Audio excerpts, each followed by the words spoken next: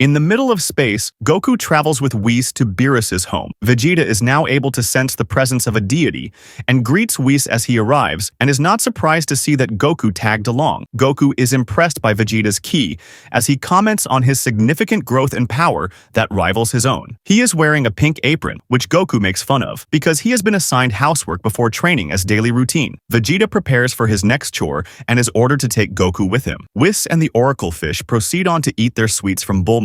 Vegeta and Goku enter Beerus's bedroom, which is very huge in open space. Many explosive hourglass alarms are gathered here. Their first chore is to change Beerus's bed sheets without waking him up, which is extremely difficult as it takes intense patience to wait for the right moment. Beerus even attacks them in his sleep, whipping Goku with his tail and kicking Vegeta. Both had close calls with the hourglasses. Vegeta kicked Goku away from one as he was whipped, and Goku teleported the one Vegeta touched to Whis. Despite the trouble, they patiently accomplish the daunting task by Beerus grabbing onto Goku and levitating him up. Goku asks Vegeta if he does this hard training every single day. Vegeta reveals the entire thing to be household chores, not real training. They continue to do more chores, scrubbing tree branches, cleaning hundreds of Oracle Fish's fish bowls, and cutting the entire grassy lawn that grows back in a day. After this is finished, the training finally begins. Whis gifts Goku with his own traditionally colored and uniquely stylized outfit to look just as good as Vegeta. He then initiates their training regime by having them pick up weighted blocks on the ground with their arms. Goku has a hard time lifting his, and Vegeta has his weight doubled than last time. The Saiyans manage to lift up the weights, and now they are ordered to outrun the disappearing road behind them, or else they will fall into an inescapable dimension. This scary training pushes Goku and Vegeta to try their best. They keep running until the Oracle Fish appears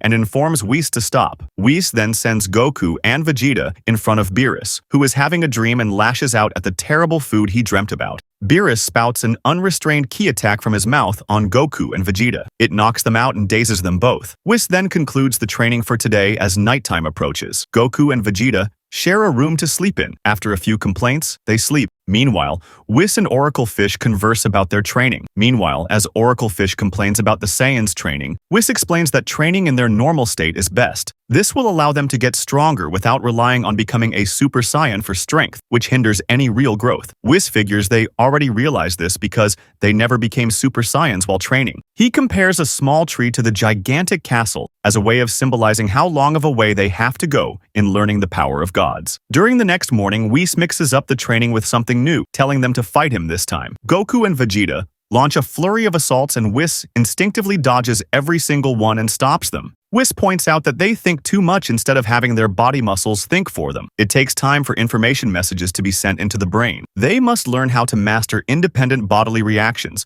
which is something not even Beerus has mastered yet, but Whis has, except for when he steps in poop accidentally, which Goku points out. Over in space, one of Frieza Force's spaceship travels the cosmos. Sorbet deals with a rebellion on planet Frieza 448, being in charge of the military operations ever since Frieza's death. Tagoma and Shisami remain silent as he stresses over having little troops to get anything done, so he orders to withdraw from the rebellion. Suddenly, his ship is struck by an unknown force that stops exactly in front of a planet. Two beings named Champa and Vados hover above a planet. Champa makes Vados destroy the planet, something she complains about and would rather have him do for once. She complies, and with a tap of her staff, the planet instantly explodes. Turns out, it was the wrong one according to the two, and they move along looking for the right planet. In Earth's hell, a cocooned Frieza continues to receive the endless torture of being surrounded by a parading band of fluffy stuffed animals and the gleeful angels of hell. Elsewhere in space, Sorbet is informed that they have lost 60% of their soldiers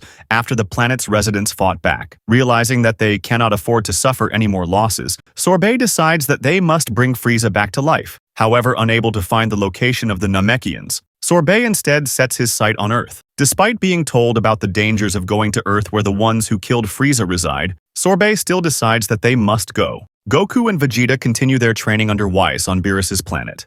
Still unable to land a single blow, after Whis stops them, he informs the two of them that while they were attacking him, he used his superior speed to draw his signature on their clothes, before giving the two Saiyans some advice, telling Vegeta that he is wound up too tight and must learn to relax more like Goku does, whilst telling Goku that he is actually too relaxed and lets down his guard too often and becomes too overconfident. Back on Earth, Piccolo babysits Pan while waiting for Gohan and Videl to show up. Piccolo suddenly senses an evil energy in the distance, though, is unable to determine what the source is. Meanwhile, Sorbet and his assistant Tagoma depart their ship and head for Earth in order to find the Dragon Balls. They run into the Pilaf gang, who had collected all 7 Dragon Balls just before their arrival. Sorbet coerces Pilaf into summoning Shenron. At first, Shenron refuses to revive Frieza because he sees it as pointless given his current state, where Frieza was cut in pieces just as he was when Future Trunks killed him. Tagoma suggests using their advanced healing technology to make Frieza intact again, and Sorbet